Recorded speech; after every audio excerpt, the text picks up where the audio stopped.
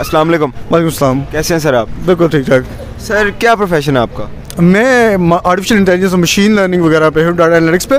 पीछे मेरी एजुकेशन और क्वालिफिकेशन जो है वो बेसिकली फाइनेंस, ऑडिट और डिजिटल कंपनीज़ की जो डिजिटल ट्रांसफॉर्मेशन होती है, जिसमें फिनटेक भी आ रहा है आजकल, उससे मैं रिलेटेड हूँ, बसता हूँ। तो सर मैं आपकी फील्ड से ही रिलेटेड क्वेश्चन करने जा रहा हूँ आपसे कि ईवी आजकल के दौर की बहुत बड़ी ज़रूरत बन चुकी है, और जिस तरह ज़माना डेवलप हो रहा है तो इलेक्ट्रॉनिक कार्स बहुत ज़्यादा ज़रूरी हैं। बिल्कुल है। तो देखा जाए तो इंडिया पहले नंबर पर रैंक कर रहा है इलेक्ट्रॉनिक कार्स बनाने में, इलेक्ट्रॉनिक व्हीकल्स बनाने में। तो क्या वजह, किस तरह इतना बूस्ट किया इंडिया ने खुद को, कैसे इतना क्राइटेरिया बनाया वहाँ पे उन्होंने?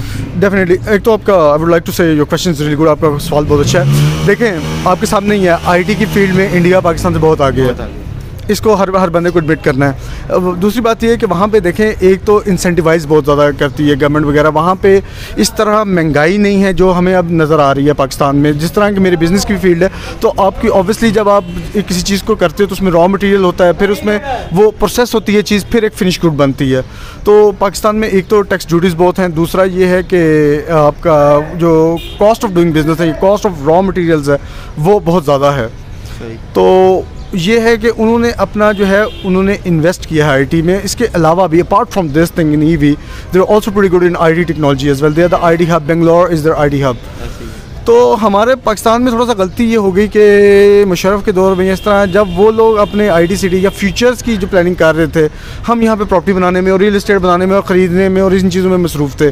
तो फिर हम लोगों का अब ऑब्वियसली जो एक्शन है उसका रिएक्शन होता है। तो रिज़ल्ट ये हुआ है कि अब यहाँ पे जैसा प्रॉपर्टी की कीमतें भी बहुत ऊपर चली गई हैं। हमने यहाँ पर सोसाइटीज़ बना ली हैं, अब बड़ी गेटेड कम्यूनिटीज़ बन रही हैं, लेकिन हम अब उनके साथ बेसिकली इंडिया के साथ कैचअप गेम खेल रहे हैं। दुनिया में इंडिया ही रिकगनाइज्ड है। जितना मुझे मतलब हार्ड है ये कहते हुए होती है या तकलीफ़ होती है बात करते हुए, लेकिन जो एक हकीकत है, इंडिया हमसे बहुत आगे है। Fact is fact, fact is fact, सही हो बिल्कुल ऐसे है।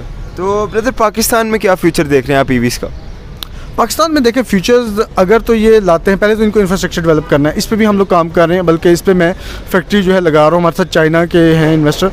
लेकिन देखें, अगर चाइनीज़ कार आती हैं और वो अगर देखें ज़्यादा माइलेज नहीं करती या वो ब्रेक डाउन कर जाती हैं, तो लोग फिर जो है इस चीज़ से ज़रा वो पिस ऑफ, या मतलब ये कि वो टर्न ऑफ हो जाएंगे, क्योंकि एग्जैक्टली उनको क्वालिटी नहीं मिली। चार्जर भी चाहिए उन्हें, बिल्कुल चार्जर भी चाहिए, चार्जर भी अच्छी क्वालिटी का चाहिए। अब आप देखें जिस तरह टेस्ला, एलॉन मस्क तो खैर ये तो फिर बड़े हाई लेवल पे आप चले जाते हो ना, मतलब इसकी जो ईवीज़ हैं उनका चार्जर भी अपना है, क्योंकि मैंने ये ड्राइव की हुई है कार्स। इसकी S सीरीज़, इसकी 3 सीरीज़, मैं अब्रॉड जहाँ पे रहा हूँ, ऑस्ट्रेलिया में, यूके, अमेरिका, कनाडा में, तो वहाँ पे मैंने इसकी ड्राइव की हुई है। तो मतलब उन कंट्रीज़ में तो चाइनीज़ आती ही नहीं है, वो समझती कुछ नहीं है चाइनीज़ की। मतलब जो इस तरह चाइना ने नियो और बहुत सारी मतलब ईवीज़ बनाई हैं, तो उसमें यह है कि उसकी माइलेज है, उसकी पिक है, फिर ये है कि उसके बेसिकली जिस तरह होता है, इसमें 2 तरह के होते हैं, एक सुपर चार्ज होता है, एक नॉर्मल चार्ज होता है। तो वो उसका मतलब टेस्ला की जगह जगह उनके लगे हुए हैं। तो जिस तरह भी आपके पेट्रोल स्टेशन, अब आप देखें उसके लिए अगर आप पेट्रोल स्टेशन पे जाओगे, या first hypothetically saying, if you are coming from Islamabad to Lahore motorway and there is no electric charger for that, so what is the benefit of the petrol station over there? मतलब आपकी गाड़ी जो सामने खड़ी है, आप बिल्कुल सामने खड़े हो, लेकिन किसी काम का नहीं है, मतलब आपके तो वो नहीं है, क्योंकि इसके अंदर है। अब इसके अलावा अब इससे आगे जो रिसर्च हो रही है, जिसमें थोड़ा सा मैंने भी पार्ट लिया है, वो हाइड्रोजन पे हो रही है, हाइड्रोजन कार्स के ऊपर। वो इससे भी एक लेवल अप है, और ये पाकिस्तान की अब ज़रूरत है। ऐसे ही इसमें इनको टैक्स टूक्स जिस तरह पाकिस्तान में ये लगता है, और ये ज़िबा कर देती है हमारी गवर्नमेंट, जो कराची में जब आती है पाकिस्तान में इंपोर्ट ड्यूटी में, तो इसको कम करना होगा। जिस तरह आप स्मॉग देख रहे हैं, एनवायरमेंटल हैज़ार्डस इशू आ रहे हैं, सोशल इशूज़ आएंगे, आपके इकोनॉमिक इशूज़ आएंगे। आपके सामने लाहौर मतलब पहले नंबर पर आ रहा है, एयर पोल्यूशन में आ रहा है, बिल्कुल। और बड़ा मुझे तकलीफ़ होती है कि मतलब इस शहर को मैंने बर्बाद होते हुए देखा है। एक तो इन्होंने पॉपुलेशन इतनी ज़्यादा हो चुकी है, लोग इतना ज़्यादा बाहर से आ गए, 1.5 करोड़ का एक शहर नहीं। दूसरी बात, ट्रैफिक आप जाते हो बाहर, दिल ही नहीं करता बाहर सड़कों में जाने को, तो वो अब स्मॉग कर रहा है। व्हीकल्स भी बहुत हो गई हैं, बिल्कुल हर आम आदमी की रेंज में भी है। वो बेसिकली जब से मुशर्रफ ने बाहर के मुल्कों की तरफ, जब से बैंक वो कार फाइनेंसिंग और लीजिंग की है बाहर के मुल्कों की तरह, उससे पहले नहीं थी, लेकिन ये मुशर्रफ ने आके किया था कि बैंक में अब लोग क्या करते हैं, वहाँ पे डिपॉजिट देते हैं, डिपॉजिट दिया, आपने कार निकलवा दी, जैसे बाहर के मुल्कों में होता है। लेकिन ये कि अब एक तो इंफ्रास्ट्रक्चर नहीं है, ना सड़कें हैं इतनी, दूसरा ये कि आपकी गाड़ियाँ यहाँ पे पुरानी भी हैं, और मैं देखता हूँ कि हालांकि इस पर इतनी सख्ती हुई है, धुआं छोड़ने वाली गाड़ियों को पकड़ना, या बाइक्स को, या कोई भी चीज़ जो मूव कर रही है, रिक्शा है, बीट ट्रक, बीट बस, और व्हाटएवर इट इज़, जो भी है मतलब कर रही है, लेकिन वो पुलिस वाले मतलब नो एक्शन क्या है? एक्शन वो पैसा लेके छोड़ देते हैं। तो आपकी नस्लें, आप 10-15 साल अपनी ज़िंदगी से काम कर रहे हो, अपनी अगली नस्लों के लिए आप क्या छोड़ के जा रहे हो? सही हो। तो वो काफ़ी पेंस टेकिंग है। देखिए ये अब ज़रूरत है वक्त की ना। इंडिया कैसे इतना ग्रो कर गया?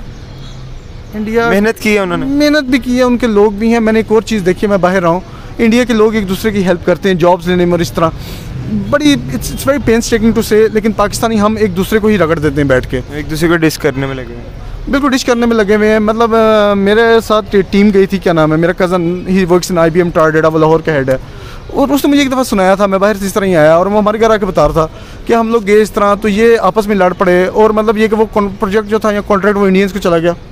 अब ये पाकिस्तानी, अब ये कि जितना मर्जी रियलाइज़ कर रहे हैं पाकिस्तान में एक दूसरे को कर रहे हैं, अपोलोजाइज ये कर रहे हैं, लेकिन the damage has been done. और आपने अपनी देखिए रिप्यूट क्या डाली है, गोरों को आप अपने एक दूसरे के खिलाफ बात करोगे तो वो कहेंगे यार ये कैसे मतलब लोग हैं, आपने कोई अच्छी रिप्यूट नहीं डाली। तो वो बेसिकली चाहे पाकिस्तान में हो, ऑफिस में, आई एम डैम श्योर आप भी गुजरो यहाँ पे, डेफिनेटली लोग करते हैं लेग पुलिंग और काफ़ी ज़्यादा होती है। और इंडियंस में मैंने देखा कि उनमें यकजहती है, उनमें एक का है, वो दूसरे की हेल्प करेंगे और जेन्युइनली हेल्प करेंगे। सही हो गया, तो इस तरह है कि वो इसलिए जो ना बहुत आगे हैं। दूसरा वो IT में वैसे ही बहुत स्मार्ट है। आपका प्रोफेशन क्या है? I am a technical project manager eight KPMG। Okay sir, तो आपकी फील्ड से रिलेटेड ही क्वेश्चन है मेरा। जिस तरह टेक्नोलॉजी में इतनी डेवलपमेंट हो रही है और ज़माना इतना जदीद होता जा रहा है, तो हर चीज़ में कोई ना कोई इंक्रीज़, नई चीज़, क्रिएटिविटी आती जा रही है। इस तरह इलेक्ट्रिक कार्स की मैं बात करूं तो इलेक्ट्रिक कार्स के प्रोडक्शन में इंडिया पहले नंबर पर आ रहा है, तो क्या कहना चाहेंगे इस बारे में आप? सर देखें ना, उनकी पॉलिसीज़ थी जिनकी वजह से वो आ रहा है। पहले नंबर पे भी चाइना है, वो सरपास कर जाएगा इंशाल्लाह कुछ अर्सा में, क्योंकि वो इम्पोर्टर्स को इंसेंटिव देने की बजाय मैन्युफैक्चरर्स को दे रहे हैं। और अगर हम पाकिस्तान को कंपेयर करें उससे, तो पाकिस्तान में आप देखें कि हमने इंपोर्टर्स को इंसेंटिव्स दिए हैं कि आप गाड़ियां इंपोर्ट करें जिनके अंदर EV मोटर्स लगी हुई हैं। और हमने ये देखा है कि यहाँ पे ऑडी की गाड़ियाँ आ रही हैं, e-tron जो कि लग्जरी कार्स हैं, BMW की आ रही हैं, MG आ रही है, लग्जरी कार्स आ रही हैं और इंपोर्ट हो रही हैं बगैर किसी टैक्स के। ठीक है, अब बजाय इसके कि हमारे यहाँ पे जो लोकल मैन्युफैक्चरर्स थे वो मेहरान लेवल की गाड़ी बना लेते या इस टाइप की कोई छोटी गाड़ी बनाते जो कि छोटे हमारे जो डोमेस्टिक लेवल के यूज़र्स हैं उनको बेनिफिट देती। सही। अब सिचुएशन ये है कि पाकिस्तान में मैन्युफैक्चर ही कोई नहीं है अपना, हमारा कोई एक गाड़ी नहीं बन रही कि यहाँ पे अब हमारी लोकल प्रोडक्शन होती, उसको इंसेंटिव दिया जाता, उसको रिसर्च का मौका दिया जाता, उसको ग्रांट्स दिए जाते। बजाय इसके खान साहब ने सीधा काम ये किया जी कि इम्पोर्टर्स को कहा कि जी आप बाहर से गाड़ियाँ मंगवाएं, एक्वा मंगवाएं जापान से और काम चलाएं। तो सबसे पहली चीज़ तो ये है कि हमें मैन्युफैक्चरर्स जो हैं उनको पहले तो पाकिस्तान में लाना पड़ेगा, उसके बाद फिर पॉलिसीज़ ऐसी डिज़ाइन करनी पड़ेंगी कि उनको ग्रांट्स दिए जाएँ, उनको इंसेंटिव दिए जाएँ। देखिए पाकिस्तान जैसे मुल्क को कोई मसला नहीं है लिथियम आयन जैसी बैटरियाँ बनाना, क्योंकि अफगानिस्तान हमारे साथ है और ब्रदर मुल्क है, वहाँ से हम जितना मर्जी लिथियम निकालते जाएँ उन्हें कोई इशू नहीं है उससे। और दुनिया में सबसे बड़ा मसला इलेक्ट्रिक मोटर्स बनाना नहीं है, बैटरीज बनाना। ठीक है, बैटरी सबसे महंगी है, EV के अंदर सबसे महंगी चीज़ बैटरी है। और पाकिस्तान के पास मेरा नहीं ख्याल कि कोई इशू है कि वो पाकिस्तान EV प्रोडक्शन में आगे जा सके। इंडिया जैसा मुल्क उनको सब कुछ इंपोर्ट करना पड़ता, ठीक है, बैटरीज बनाने के लिए उन्हें रॉ मटेरियल बाहर से मंगवाना पड़ता। उन्हें इंजीनियर्स उनके पास हैं, उनके पास टेक्नोलॉजी वाले लोग बहुत ज़्यादा हैं, लेकिन हमारे पास फिर भी प्रोडक्शन ज़्यादा हो सकती है क्योंकि गाड़ी तो वही है, उसके अंदर ही एक इलेक्ट्रिक मोटर डालनी है और उसी के अंदर ही हमने बैटरी डालनी है। अब पाकिस्तान कब करता है फिर भी सर अगर आप देखें इंडिया को इतनी मेहनत करनी पड़ती है, इंपोर्ट करना पड़ता है दूसरे कंट्री से, फिर भी इंडिया इतने अच्छे रैंक पर आ रहा है कैसे, और पाकिस्तान क्यों पीछे? पॉलिसीज़ सीधी बात है, पॉलिसीज़ पाकिस्तान ने पॉलिसीज़ नहीं डिज़ाइन की। अभी देखें ना लाहौर में स्मोक का इतना इशू है। अब सिंपली अगर हमने EVs को इनकरेज किया हो तो यहाँ पे सबसे पहला मसला हमारा कार्बन ख़त्म हो जाए, ठीक है, हमें स्मोक की टेंशन ना हो कि यार इतना धुआं क्यों आ रहा है, हम सांस ले सके सुकून से। अब वहाँ पे ये सिचुएशन ये है कि उनका मतलब दिमाग गड़ा हुआ था कि भाई हमने बाय 2021-2025 अपनी प्रोडक्शन को आम गाड़ियों से ज़्यादा करना, जैसे चाइना था। चाइना अब ना उनकी अपनी टेक्नोलॉजी है, सिर्फ री इंजीनियरिंग है, उसके थ्रू वो अभी तक टॉप पे बैठा हुआ। पाकिस्तान के अंदर मसला ये है कि हमारे पास आउटसोर्सिंग के लिए इंजीनियर बहुत ज़्यादा, लेकिन अपनी डेवलपमेंट के लिए, अपने मुल्क में डिजिटाइज़ करने के लिए, सारी चीज़ों को अपने मुल्क में टेक्नोलॉजी बनाने के लिए हमारे पास रिसोर्सेज नहीं। यही चीज़ मैं देखूँ इंडिया में तो खुद ही वहाँ के स्टूडेंट्स ही यूनिवर्सिटी लेवल से ही प्रोडक्शन स्टार्ट कर देते हैं, कुछ ना कुछ टेक की दुनिया में करना स्टार्ट कर देते हैं। तो ये क्या चक्कर है? पाकिस्तान में क्या टैलेंट नहीं है या वैसे स्टूडेंट्स नहीं हमें मिल रहे जो काम करें, या वैसे प्रोफेशनल बंदे नहीं मिल रहे? नहीं सर, ऐसी बात बिल्कुल नहीं है। पाकिस्तान जब अभी आप देखें ना, पाकिस्तान इज़ ऑन टॉप। अगर हम टेक्नोलॉजी को देखें तो पाकिस्तान सबसे ज़्यादा आउटसोर्स कर रहा है। मसला ये है कि हमारे यहाँ पे लोकल स्टार्टअप्स जो स्टूडेंट्स बनाते हैं, यहाँ पर जो बाहर से वापस लोग आते हैं और आके यहाँ पे स्टार्टअप्स वगैरह शुरू करते हैं, उनको कोई सपोर्ट नहीं करता। उसकी वजह ये है कि आधे से ज़्यादा जो हमारी ब्यूरोक्रेसी है, रेड टेप जितनी है, वो सारे बाबे हैं।